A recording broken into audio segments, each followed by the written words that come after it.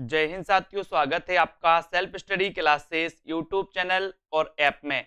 दोस्तों, अपना doubts clear वाला जो सेशन चलता है वो रोज आपके लिए वीडियो आते हैं। ऐसे हिंदी साहित्य में बहुत सी रचनाएं हैं जो एक जैसी हैं, बहुत से ऐसे प्रश्न हैं दोस्तों जिनमें डाउट्स आपको लगता है और हम डाउट्स के चक्कर में गलत क्वेश्चन करके आ जाते हैं, है ना। तो आपको बने रहना है इसी प्रकार से self study classes YouTube channel पर। और दोस्तों, अभी तक अगर आपने सेल्फ स्टडी क्लासेस का ऐप डाउनलोड नहीं किया तो ऐप जरूर डाउनलोड कर ले। वहां पर आपके लिए हिंदी साहित्य का कोर्स लॉन्च किया गया, तो आप कोर्स में एडमिशन ले सकते हैं। ठीक है, तो दोस्तों सबसे पहले यहां पर आपसे पूछा जाता है कि सन्यासी किसकी रचना है। सन्यासी किसकी रचना है। अब दोस्तों यहां पर आपको क्या है, कंफ्यूज होता है अगर इस प्रकार से क्वेश्चन पूछा जाता है, क्योंकि आपको पता है कि ईलाचंद जोशी की भी रचना है, लक्ष्मी नारायण मिश्र की भी रचना है, लेकिन इसकी विधा क्या है वो देखना है अपन को। ईलाचंद जोशी की जो सन्यासी रचना है इसकी विधा है दोस्तों उपन्यास, यानी कि ये ईलाचंद जोशी का क्या है, उपन्यास है, जबकि ये लक्ष्मी नारायण मिश्र का क्या है, नाटक। ये नाटक आपको पता है, बोले सर लक्ष्मी के नाटक में है ना, लक्ष्मी का नाटक छोड़ के लोग क्या बन जाते हैं, सन्यासी बन जाते। लक्ष्मी का नाटक तो लक्ष्मी नारायण मिश्र नाटक से नाटक है और सन्यासी बन जाते तो सन्यासी इनका नाटक है ना। ईलाचंद जोशी का ये सन्यासी क्या है, उपन्यास।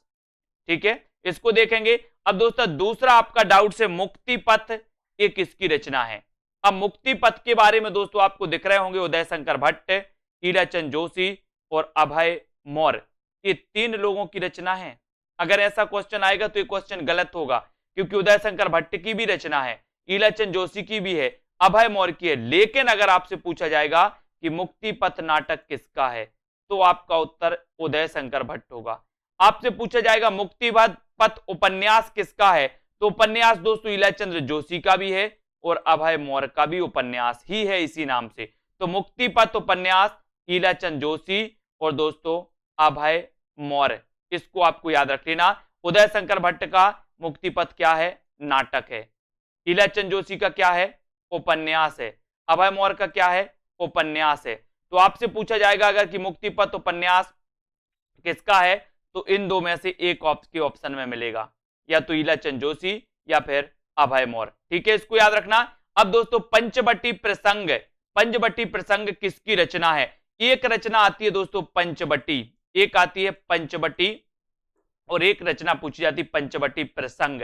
ठीक है, तो पंचवटी ये तो आपको पता है कि पंचवटी ये जो रचना है ये क्या है दोस्तों, खंडकाव्य मैथिली शरण गुप्त का। लेकिन पंचवटी प्रसंग, पंचवटी प्रसंग के रचनाकार कौन है तो वो है निराला।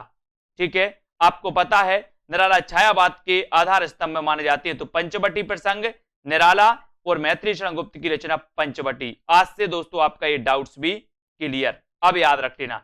पंचवटी निराला, पंचवटी प्रसंग, पंचवटी मैथिली शरण गुप्त, पंचवटी प्रसंग निराला।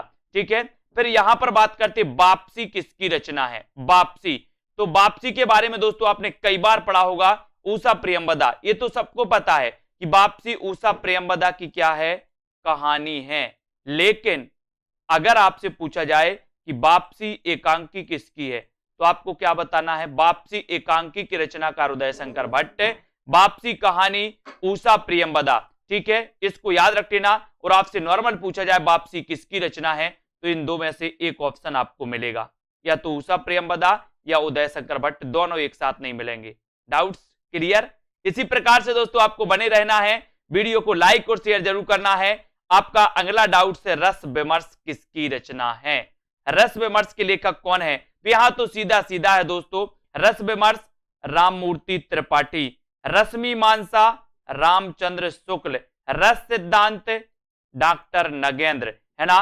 कई बार पूछा गया कि डॉक्टर नगेंद्र इनकी रचना कौन सी है, रस सिद्धांत, रामचंद्र शुक्ल रश्मि मानसा, है ना, डॉक्टर राममूर्ति त्रिपाठी रस विमर्श। तो ये भी डाउट्स आपका क्लियर होता है, इन डाउट्स को भी अपन को क्लियर करना है। ठीक है, और इसी प्रकार से दोस्तों आपको बने रहना है। अगला वीडियो आपके लिए पुनः आएगा, अगला वीडियो आप जरूर देखें। ठीक है, और डाउट्स वाले सेशन में जरूर जुड़िए, अपने मित्रों तक शेयर करिए, यहां से आपके क्वेश्चन गलत होते हैं। और जिन्होंने अभी तक सेल्फ स्टडी क्लासेस का ऐप डाउनलोड नहीं किया वो ऐप जल्दी आज ही प्ले स्टोर में सर्च करें सेल्फ स्टडी क्लासेस और लग जाए दोस्तों अपने डाउट्स क्लियर करने के लिए। अपने जो वीडियो हिंदी साहित्य को दोस्तों ट्रिक तरीके से पढ़ने के लिए, विस्तृत अध्ययन टेस्ट लगाकर पढ़ने के लिए एकमात्र सेल्फ स्टडी क्लासेस। ठीक है, तो आज के इस वीडियो के लिए बस इतना ही। जय हिंद।